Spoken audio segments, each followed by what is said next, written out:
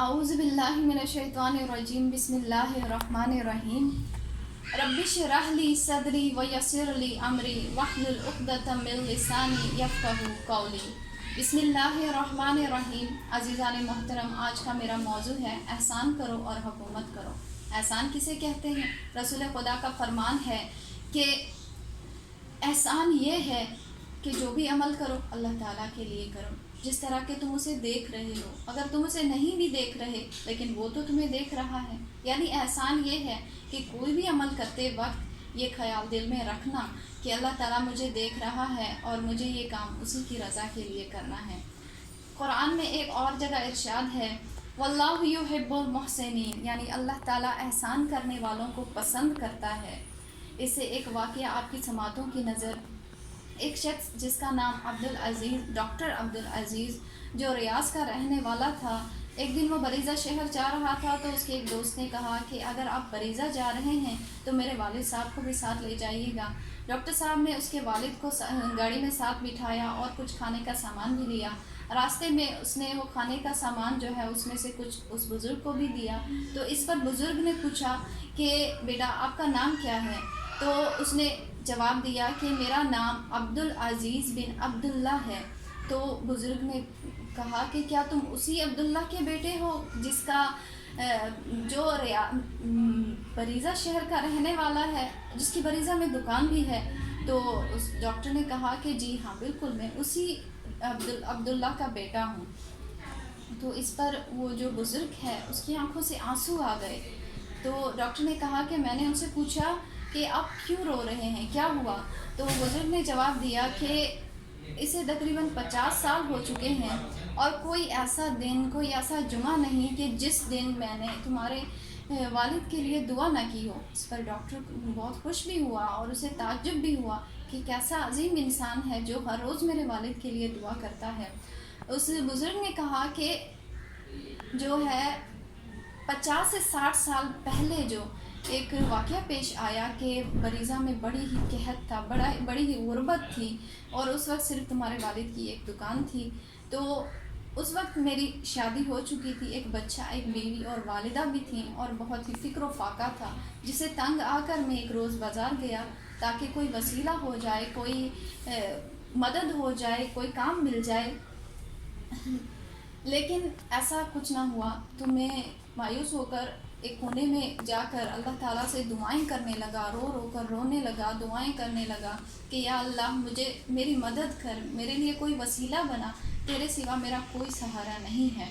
تو اتنے میں تمہارے والد جو ہیں وہ میرے پاس سے گزرے، تو انہوں نے مجھے روتے دعائیں کرتے دیکھا تو پوچھا کہ کیا ہوا، کیوں پریشان ہو؟ میں نے کہا کچھ نہیں۔ تو انہوں نے اصرار کیا، تو اس پر میں نے سارا قصہ بتایا۔ تو وہ مجھے ساتھ لے گئے اور مجھے گائے خرید کر دی۔ تو میں نے کیا کیا کہ میں نے ان سے وعدہ کیا کہ میں جو ہے اس گائے کے جو پیسے ہیں وہ جمع کر کے 1 سال میں آپ کو واپس کر دوں گا، اور میں نے یہ وہاں اس کے رجسٹر میں لکھ دیا۔ میں گائے کو لے کر گھر گیا اور اس گائے کے دودھ سے اپنے جو فیملی ہے، اپنا خاندان ہے، اپنے اس سے میں ان کا گزارا، ان کا زندگی کی جو ضروریات ہیں وہ پوری کرنے لگا۔ اس طرح 1 سال گزر گیا لیکن میں وہ پیسے پورے نہ کر سکا جو مجھے واپس کرنے تھے۔ تو میں نے سوچا کہ کیوں نہ اس گائے کو فروخت کر کے اس کے پیسوں سے جو ہے میں اپنا وعدہ پورا کر لوں۔ میں اس گائے کو شہر لے گیا، لوگوں سے کہا کہ جسے یہ خریدنی ہے وہ خریدے اور مجھے پیسے دے دے۔ کچھ لوگوں نے اسے کی قیمت لگائی، کچھ لوگوں نے نہ بھی لگائی۔ تو اتنی دیر میں تمہارے والد وہاں پر آئے اور بڑی خوش ہو کر مجھے سلام کیا اور ملنے لگے۔ میں بڑے ہی شرمندگی سے ان سے ملا۔ تو اس نے پوچھا کہ کیا ہوا، تم کیوں پریشان ہو؟ میں نے جواب دیا اور بتایا کہ جو میں نے وعدہ کیا تھا آپ سے 1 سال میں پیسے واپس کر دوں گا وہ میں نہیں جمع کر پایا، تو اس لیے میں نے سوچا کہ اس گائے کو جو فروخت کر کے میں آپ کے پیسے واپس کروں، اپنا وعدہ پورا کر سکوں۔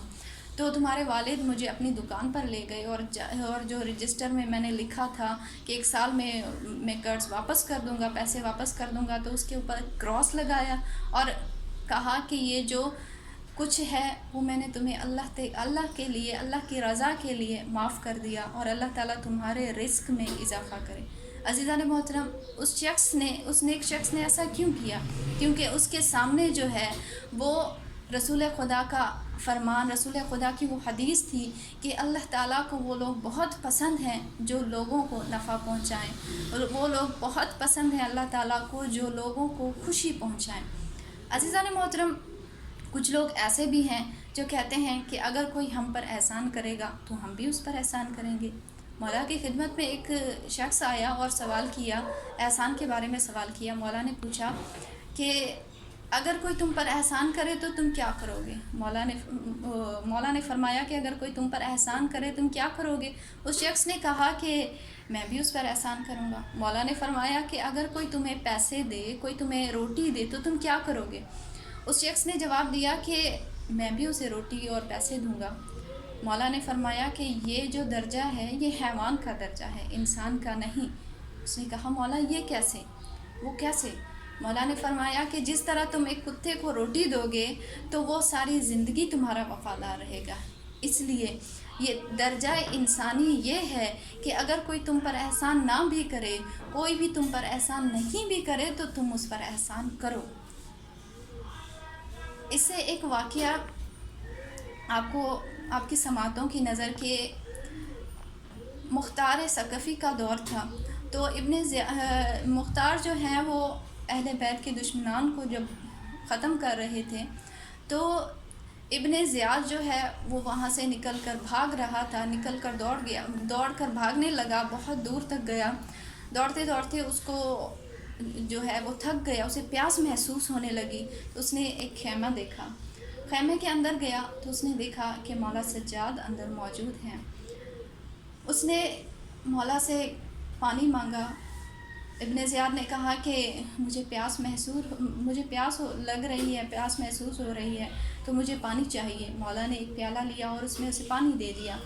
اس نے پانی پیا، پھر دوبارہ سے کہا کہ مجھے ابھی بھی پیاس محسوس ہو رہی ہے، تو مولا نے اسے دوبارہ سے پانی ڈال کے دیا۔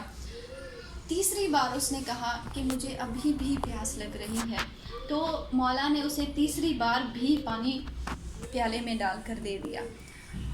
ابن زیاد نے کہا کہ کیا آپ نے شاید مجھے پہچانا نہیں؟ تو مولا نے فرمایا آپ نے شاید مجھے پہچانا نہیں، میں وہی ہوں جس نے آپ کے خاندان پر ظلم و ستم کیا، آپ کے خاندان پر پانی بند کر دیا۔ مولا نے فرمایا کہ مولا کی آنکھوں سے آنسو آ گئے۔ مولا نے فرمایا کہ میں تمہیں کبھی بھی نہیں بھول سکتا، ہم تمہیں کبھی زندگی بھر بھول نہیں سکتے۔ تو ابن زیاد نے کہا کہ پھر آپ نے مجھے پانی کیوں پلایا؟ مولا نے فرمایا کہ جو تم نے کیا وہ تمہارے باپ کا کردار تھا، اور جو میں نے کیا یہ میرے بابا علی کا کردار ہے۔ تو عزیزان محترم، یہ اس لیے ہے کہ کیونکہ احسان وہ ہے جو اللہ تعالیٰ کی رضا کے لیے حاصل کیا جائے۔ اسی لیے تو حضرت آدم سے لے کر حضرت عیسیٰ تک تمام انبیاء جو ہیں ان کی یہ خواہش تھی کہ اللہ تعالیٰ ہم سے راضی ہو جائے۔ اور کیا کیا ان تمام انبیاء نے؟ اللہ تعالیٰ کو راضی کر کے حکومتیں کی، قوموں پر حکومتیں کی۔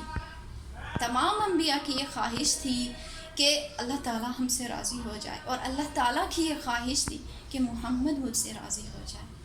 عزیزان محترم، رسول خدا صلی اللہ علیہ وآلہ وسلم کو راضی کرنے میں سب سے بڑا ہاتھ جو ہے وہ جناب ابو طالب اور جناب خدیجہ سلام اللہ علیہا کا تھا۔ وہ کس طرح؟ سورہ ضحیٰ میں اللہ تعالیٰ فرماتا ہے کہ اے محمد، جب تو یتیم تھا تو ہم نے تجھے پالا۔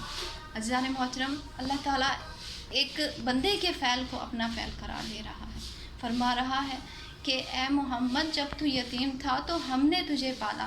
اور جناب ابو طالب ہی وہ شخصیت ہیں جنہوں نے رسول خدا کی پرورش کی، رسول خدا کو پالا ہے۔ اور پھر دوسری ہیں جناب خدیجہ۔ جناب خدیجہ نے اپنی ساری مال و دولت سب کچھ جو ہے وہ رسول خدا کے قدموں میں رکھ دیا، اور جس کی وجہ سے آج جو ہے وہ دین کامل ہے۔